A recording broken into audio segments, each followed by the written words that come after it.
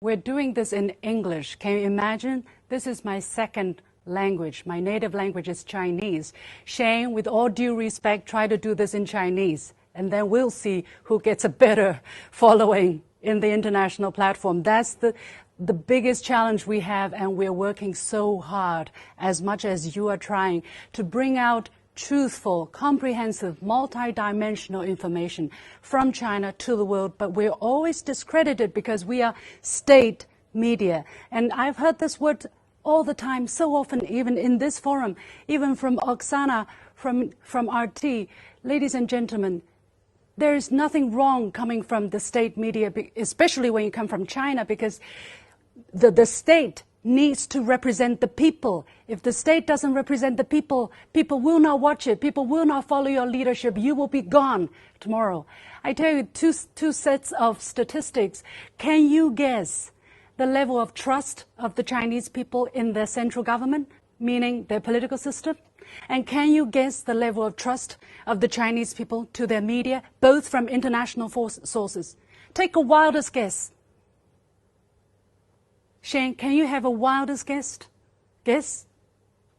I tell you, the first one from Harvard, 13-year-long survey result, 90% of Chinese people trust their central government. Second, from Statista, and you can all open sources, 70% or 80% actually gone up of the Chinese people trust in their press. Why? You think the Chinese government is so bad? You think the Chinese system is so bad? You think the Chinese press is so bad? But people trust it. Why? Because we do a very good job and we deliver.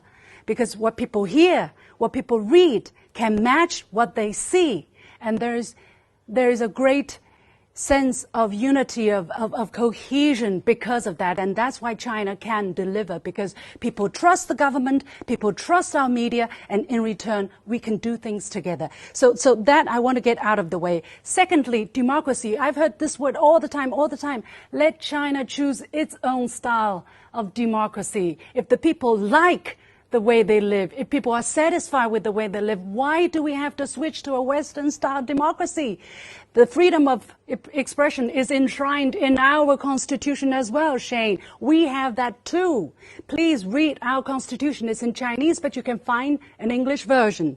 And then, okay, coming back to the barrier of language, President Xi says we have to tell China's story well. In Chinese, it means 讲好中国故事. But it's so tricky because this can be interpreted as tell good China stories. And that is the challenge we're facing, because the Chinese language is so 5,000 years. So sometimes it can be very vague, but it's the beauty of it as well. The single word 好 can mean good and well. So a lot of people ask me, hey, you want to tell good China stories all alone? I said, no. I said, we want to tell China's story well, which means true, good and bad, comprehensively, multidimensional, because there is no one China story. Being strong, being literate, being open-minded, open to criticism as well. Chinese system is not perfect. Chinese media is not perfect. We have a lot of problems.